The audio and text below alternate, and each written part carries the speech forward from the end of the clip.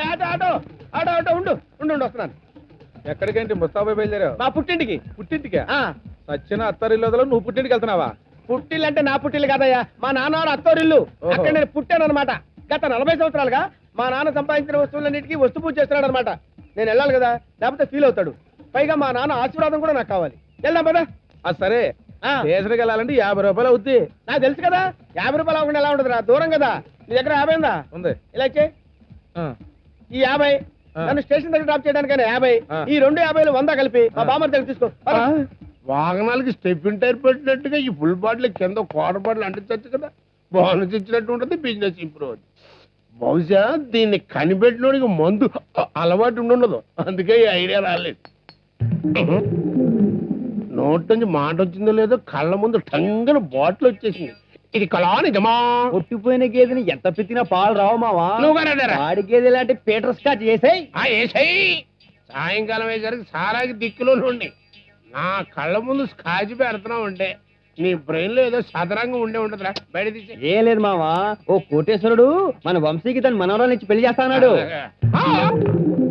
కోటీశ్వరుడు తన మనవరాల్ని నా కొడుకు అంటే శ్రీ శ్రీ శ్రీ శ్రీనివాసరావు గారి గొప్పతనం తెలుసుకుని నా కొడుక్కి తన మనరాలను ఇస్తాడు. ఇందులో నేను ఒప్పుకోవడానికి ఏముంటుందా? ఓకే, నువ్వు ఒప్పుకోవాల్సిన పెళ్లికి కాదు, మరి ఓ నెల మందు మానేయాలి. చివరిగా గంట సేపు మందు లేకపోతే షాపిల్లో గిల్ల గిల్ల గిల్ల కొట్టుకుని మంతుడేసి మందు మానేలా. ఇది జరిగే పని కాదులేనా? ఊరినే మానక్కర్లేదు, ఓ నెల రోజుల పాటు నేను చెప్పిన విన్నావు అనుకో, జీవితాంతో ఫ్రీగా మందు వచ్చారు బట్ నేను చేస్తాను. అది అగ్రిమెంట్. అగ్రిమెంట్ బాగానే ఉంది కానీ నేను మందు మానేయడానికి మా వాడు మ్యారేజ్ కి లింక్ ఏంట్రా?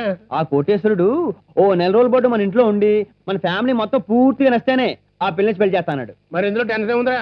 ఆ మంత్ డేస్ ఆయన ఇంట్లో ఉంటాడు, నేను బార్లో ఉంటాను. లేదు నాన్న, నువ్వు ఇంట్లోనే ఉండి ఒక నెల రోజుల పాటు మంచి తండ్రిగా నటించాలి.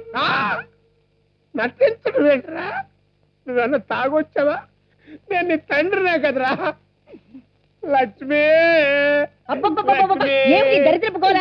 తాగిన అరుస్తావు, తాకపోయినా అరుస్తావు. సమస్య అంటే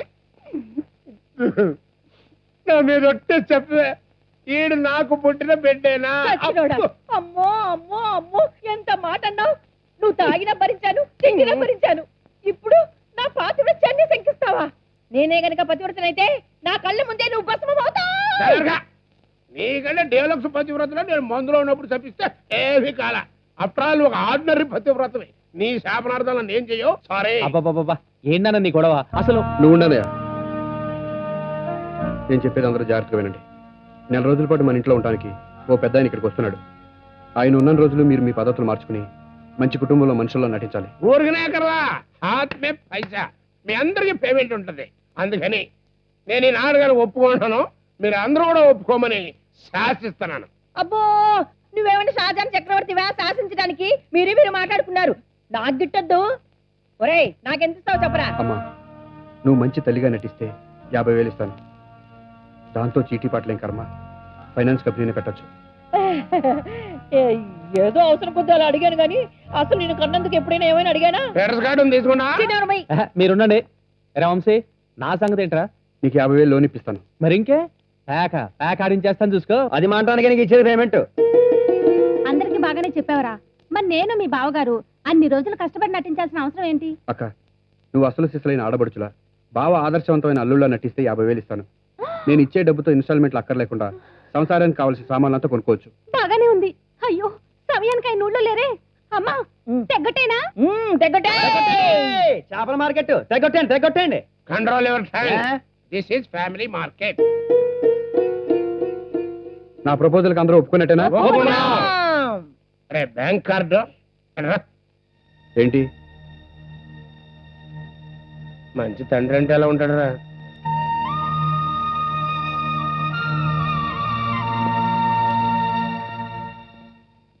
ఏమిటి వాడు ఏడుస్తున్నాడు? ఏమైనా ఎక్స్ట్రా అడిగావా? ఎక్స్ట్రా అలాంటి కక్కుర్తి పడలేదు కానీ మంచి తండ్రి అంటే ఎలా ఉంటాడో అని అడిగాను. పాపం ఆడికి మాత్రం ఏం తెలుస్తుంది. ఇంకా నయం, మంచి తల్లి ఎలా ఉంటుంది అని అడగాలనుకున్నాను. మంచి తల్లి అంటే ఎలా ఉండాలో తెలుసా? ఎలా ఉండాలి? మన కోడల్లా ఉండాలి.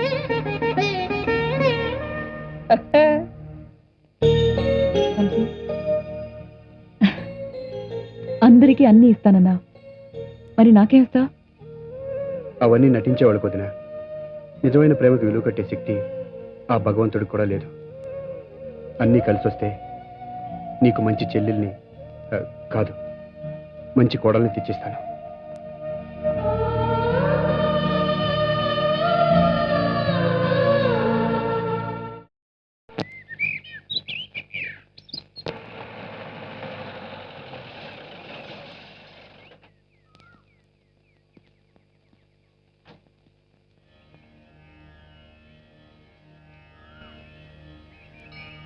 మనసును కానుక చేసి నా తనువునే నమస్కారముగా మలిచెద నేను సమర్పించుటకు నా కడనెంతకన్నా మరి ఒకటేమి కలదో పతివ్రతామ తల్లి.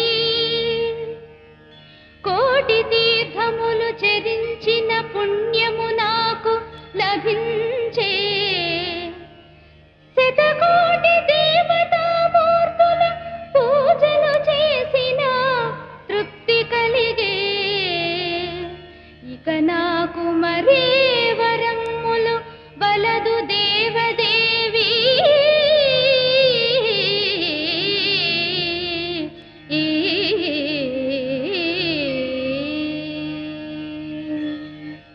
చూసావురా, సొమ్ములు ఇస్తామనేసరికి బాగా బట్టి పట్టేసింది. చీటీ పాటలు అలవాటు కదా, ఈ పాట లెక్కేంటి? నమస్కారం, నా పేరు జానకి రామయ్య. నమస్కారం, రండి. ఈ రోజు శ్రావణ శుక్రవారం మీరు వస్తారని మా అబ్బాయి చెప్పాడు. ఏమని చెప్పాడు? అదే ఏదో బ్యాంక్ పని మీద వస్తున్నారని, ఓ. కొన్ని రోజుల పాటు మా ఆతిథ్యం స్వీకరిస్తారని చెప్పాడు. ఒరే చిన్న, నమస్కారం అండి.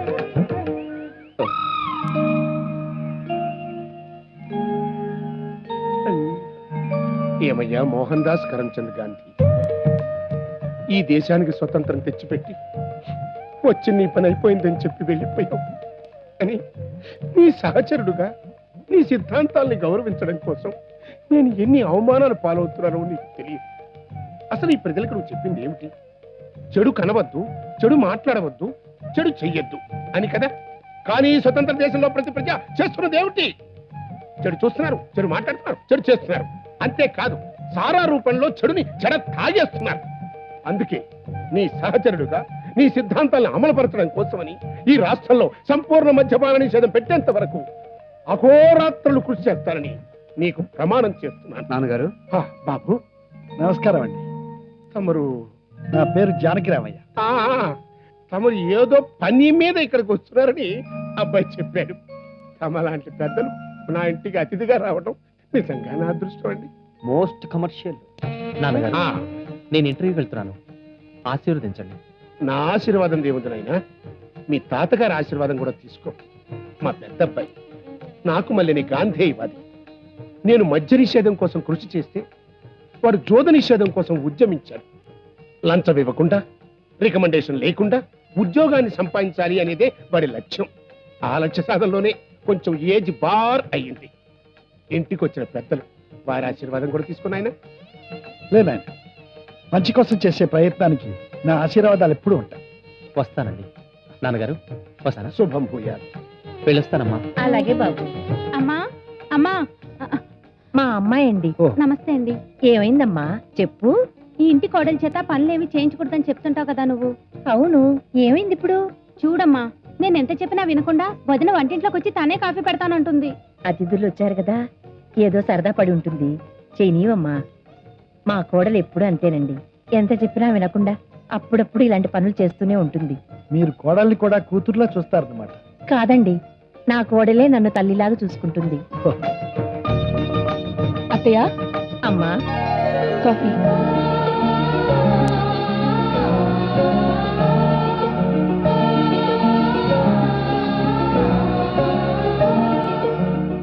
నమస్తే అండి, కాఫీ తీసుకోండి.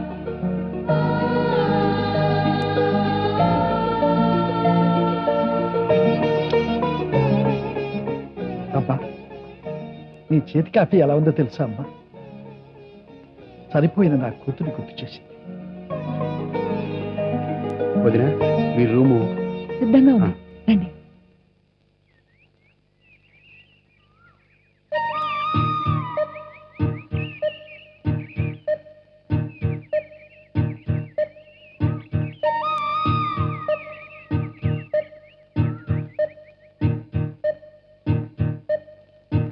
ఎవరికోసం అమ్మా ఎదురు చూస్తున్నా? పొద్దుననంగా వెళ్ళిన ఆయన ఇంకా తిరిగి రాలేదు. సంఘసేవ చేయడానికి వెళ్ళిన వాళ్ళు త్వరగా తిరిగి రావాలంటే కుదరదు కదమ్మా. భోజనానికి వేళయింది. ఆయన వచ్చే వరకు ఎదురు చూడటం మాకు అలవాటే. ఆయన వచ్చేస్తారేమోనని మీకు ఆలస్యం చేశాను. పోనీ మీరు భోంచేయకూడదు? అవునవునవును, నాకు మా అయ్యగారికి పెందలాడే తిన్న అలవాటు. వన్నాలు వడ్డించేయని చెప్తాను. నువ్వు నోరు మొయ్యరా, వారు వచ్చాకే అందరం కలిసి భోంచేద్దాం. అయ్యా, తమరు నా కోసం వెయిట్ చేస్తున్నారని తెలిసి కూడా ఆలస్యంగా రావాల్సి వచ్చింది, క్షమించాలి. అతిథి సేవ సంఘసేవ కంటేనా? చిత్తము ఏదో ఇవాళ ఆ మహాత్ముడి దయ వల్ల ఓ 1/4 మందికి. 1/4 మందా? 100లో 4వ వంతు క్వార్టరే కదండి, అంటే 25 మంది అని. ఒక 25 మంది చేత మద్యం ముట్టను అని ప్రమాణం చేయించా, ప్రాంతీ షాపులు మూయించా, ధర్నాలు చేయించా, ఇవన్నీ చేసి ఇంటికి వచ్చేసరికి ఎంత ఆలస్యమైంది, క్షమించాలి. ఇన్ని చేసినా మీ బట్టలు నలగకుండా ఫ్రెష్ గా ఎలా ఉన్నాయి? ఒరే బావా, ఇల్లు పుట్టుగా తింటారు, మన కొంప వచ్చినట్టున్నాడు. పిచ్చివాడా, మేం గాంధేయవాదులం కదా, ఏ పని చేసినా శాంతియుత వాతావరణంలోనే చేస్తాం. అందుకే బట్టలు నలగవు సరిగదా, క్రాఫ్ కూడా చెరగదు. విశేషాల తర్వాత మాట్లాడుకోవచ్చు. ముందు భోజనానికి రండి. వీరు కూడా మీకోసం ఎదురు చూస్తున్నారు. కాళ్ళు కడుక్కొని.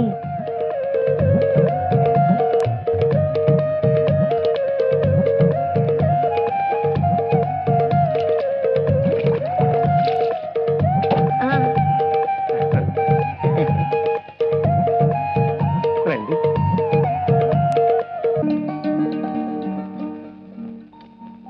మీరు కూడా కూర్చోండి అమ్మా, అంచి వడ్డిస్తాడులే. మా ఇంట్లో మగవాళ్ళు తిన్న తర్వాతే మేము తింటాం. ఆహా, ఇంకా పాత సాంప్రదాయాలన్నీ పాటిస్తున్నారన్నమాట. అవునండి, భర్త తిన్న కంచంలోనే భార్య తినాలని మా అత్తే సిద్ధాంతం కరెక్టా? అవునండి. 20 ఏళ్ల తర్వాత నా కూతురి చేతి వంట మళ్ళీ తిన్నంత రుచిగా ఉందమ్మా భోజనం. అదేంటండి, ఎంత రుచిగా ఉంటే మాత్రం ఇన్నాళ్ళ నుంచి నేను చేసిన వంట నలుగులో తీసి పారేస్తారా? ఒరేయ్, గాజుల చేతి వంట రుచి మామూలు చేతికి ఎలా వస్తుందిరా? అయితే మనం ఊరెళ్ళేటప్పుడు కారు నిండా గాజులు కొనుక్కి వెళ్దామండి. ఇది ఆగండి, అలా చేయగడిగితే మేము అడిగారు ఎలా తింటారు? అర్రే మర్చిపోయా, రావే, సాంప్రదాయం లేండి. కూర్చో అమ్మా, సందేహం ఎందుకు, కూర్చో. కూర వడ్డించరా? తినమ్మా.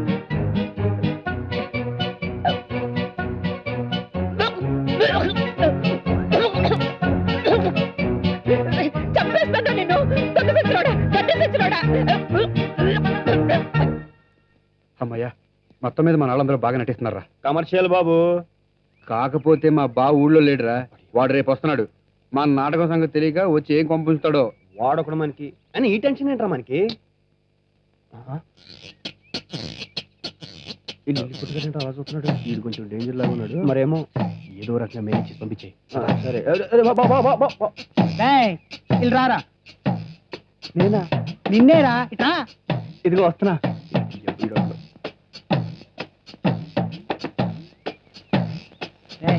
ఈ టేప్ తీసుకోరా. ఎందుకు? ఎందుకేంట్రా, ఏ షాపుకి వెళ్ళి కడ్డారు కొందామన్నా సైజ్ అడుగుతున్నారు యాదవలు. నువ్వు సైజ్ తీ చెప్తాను. సైజా?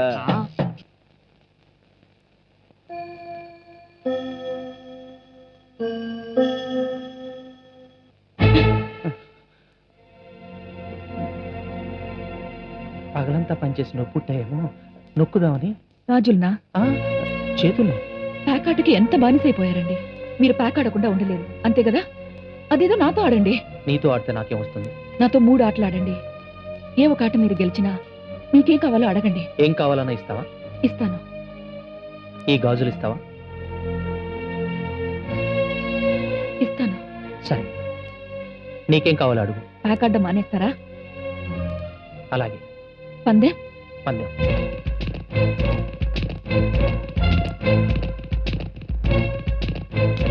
చో.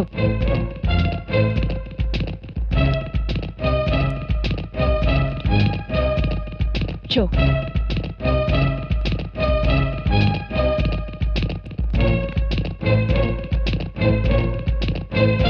అశోక్, ఇంత ఆట ఎప్పుడు నేర్చుకున్నావు? నేను మీ భార్యనండి. మీరు డబ్బు కోసం ఆడతారు, నేను నా భర్తని ఇంట్లో ఉంచుకోవడం కోసం ఆడాను. మీ ఆటలో స్వార్థం ఉంది, నా ఆటలో బాధ్యత ఉంది. ఈ గాజులు నా మెట్టినింటి వాళ్ళు నాకు ఇచ్చినవి. వీటిని మీరు సొంతం చేసుకోవాలనుకున్నా వాటికి నన్ను వదిలి వెళ్ళడం ఇష్టం లేదు. అందుకే నన్ను గెలిపించాయి.